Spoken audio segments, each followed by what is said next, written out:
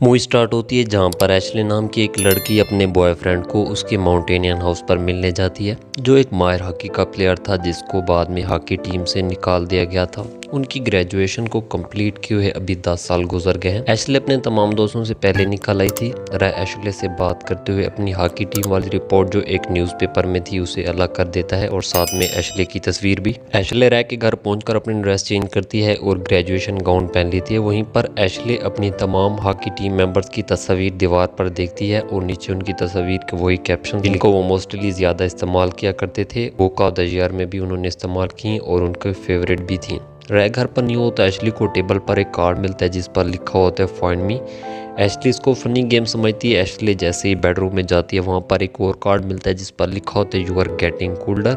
Ashley सीधी dressing room में जाती है जहाँ पर उसको एक और कार्ड मिलता है जिस पर लिखा होता है यू आर डाई ऑलरेडी। जिसके बाद एशली को घर में किसी के भागने की आवाज़ आती है। अब वो काफ़ी डर चुकी होती है। एशली सीधा मेन डोर की तरफ भागती है जो लॉक होता है। विंडो से कूदकर घर के पिछले रास्ते से भागती है जहाँ पर रास्ते में एक ट्रैप लगा होता है। एशली जैसे ही उस ट्रैप में फंसती है एशली को कोई उस कैबिन में खींच लेता है।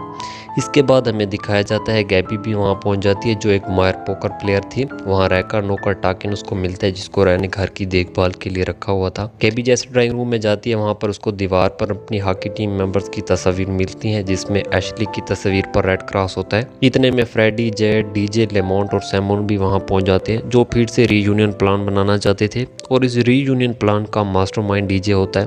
गैबी काफ़ी नाराज़ होती है क्योंकि उसका पुराना बॉयफ्रेंड ब्रैड भी इनमें शामिल था। जैसे गैबी को हाई स्कूल में प्रपोज किया और प्रेग्नेंट करने के बाद छोड़ दिया, जो अब एक मशहूर सिंगर होता है, वो इस रीयूनियन का एक मेंबर था। गैबी उसको यूएसए की 10वीं खूबसूरत मॉडल के साथ देखकर काफ़ी गुस्सा होती है।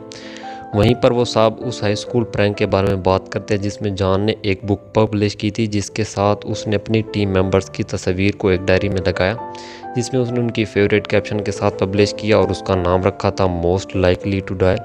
जिसके बाद जॉन को उसके लॉकर में रखी गई गन की वजह से स्कूल से सस्पेंड कर दिया गया था क्योंकि उस दिन मरने वाले लड़के का इल्ज़ाम जॉन पर लगा था। लेकिन जॉन ने ये काम नहीं किया था। टाकिन ब्रैड की गर्लफ्रेंड बेला को स्विमिंग सूट चेंज करते हुए देख रहा होता है जहाँ पर एक किलर जिसने ग्रेजुएशन गाउन पहनी हुई थी उसको गला दबा देता है। अब ग्रुप नोटिस करता है कि रे और एशले गायब हैं। वो उनको ढूंढने के लिए अलग अलग निकल जाते हैं जहाँ पर ब्रैड बेला के लिए जो एक पोकर चैरिटी कर रही है गैबी से टिप्स मांगता है जिससे गैबी काफ़ी गुस्सा होती है कि वो किसी और लड़की के लिए उससे टिप्स मांग रहा है। गैबी वहीं पर कैबिन में जनरेट की आवाज़ सुनती है। गैबी जैसे डोर खोलती है उसको एशले की बॉडी दिखती है जिसका गला कटा हुआ होता है और बॉडी क्रिसमस लाइट से लिपटी हुई थी। तमाम फ्रेंड इस कैबिन पर पहुंच जाते हैं। डीजे लेमोंट को बताता है जो उस वक्त सैमोन के साथ बिजी था कि एशले को किसी ने मार दिया है।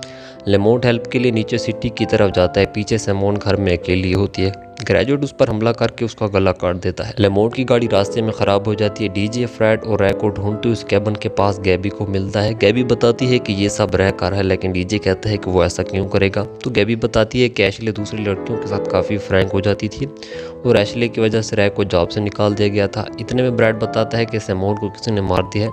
जब वो सब पहुंचते तो उनकी गाड़ियों के फ्यूल टैंक लीक होते हैं और किसी की गाड़ी चलने के लायक नहीं होती। वो सैमोन की बॉडी गर्म टब में देखते हैं। उन सबको पता लग जाता है कि ग्रेजुएट उनको उनकी फेवरेट कैप्शन के साथ मारा है। वो सब खुद को एक घर में बांध कर देते हैं और तमाम डोर्स और विंडोज को लॉक कर देते हैं। जैड और गैबी वॉशरूम में जाते हैं जहां जैड गैबी को उस लॉकर में पड़ी गन के बारे में बताती है जो पिछली दफा यहाँ आने पर रै ने उनको सेफ्टी के लिए दी थी। बेला और डीजे सैमोन की बॉडी को ले जाने चले जाते हैं। बेला समझ रही होती है कि कहीं सैमोन ने हमारे साथ प्रैंक तो नहीं किया होता।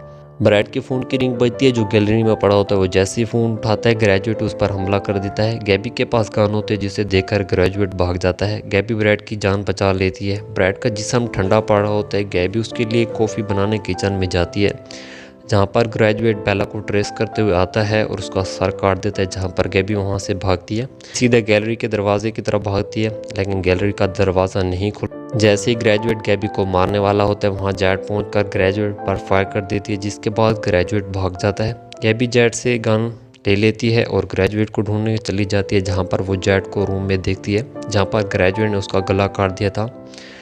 यहाँ पर हमें दिखाया जाता है कि ग्रेजुएट गैबी को नहीं मारता। लेमोंट की गाड़ी खराब हो गई थी जहाँ वो वापस आ रहे होते तो वो डीजे को देखता है। डीजे कहता है कि ये रहने किया उसने मुझ पर हमला किया है। लेमोंट बताता है कि किसी ने मेरी गाड़ी का फ्यूल पाइप काट दिया था। तो डीजे कहता है हाँ मैंने काटा और वहीं पर डीजे लेमोंट को मार देता है।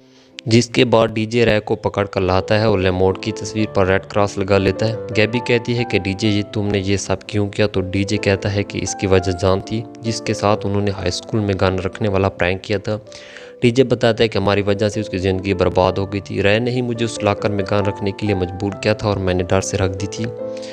उसको सिर्फ स्कूल से ही नहीं निकाला गया था बल्कि उसको जेल हो गई थी। तो बहुत साल बाद मैं उसको सैन फ्रांसिस्को में मिला था। हम फिर से दोस्त बन गए थे। मैंने उसको सारा सच बता दिया था। दूसरे दिन उसने सुसाइड कर लिया। हमने मजाक मजाक में एक ज़िंदगी बर्बाद कर दी। इसका बदला लेने के लिए मैंने ये रीयूनियन प्लान किया था। डीजे बताता है कि मैं तुम दोनों को जिंदा छोड़ सकता अगर कल रात रीयूनियन में तुम मेरी हेल्प करोगे। तो इतने में भी ब्रैड होश में आ जिसे डीजे गैबी को कहता है कि तुमने अपना पुराना हिसाब ही चुकता करना था। इसने तुम्हें प्रपोज किया, जब दिल भरा तो छोड़ दिया।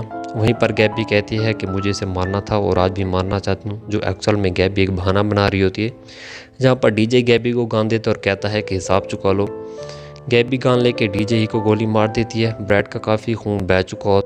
रे, फ्रेडी और गैबी ब्रैड को हॉस्पिटल ले जाते हैं, जिसके बाद हमें दिखाए जाते हैं जहाँ घर में कोई और एंटर होता है और वो डीजे की ग्रेजुएट सूट पहन लेता है और दीवार पर उन लगी तस्वीरों में डीजे की तस्वीर पर रेड क्रॉस लगा देता है और यहीं पर मूवी का दी एंड होता है।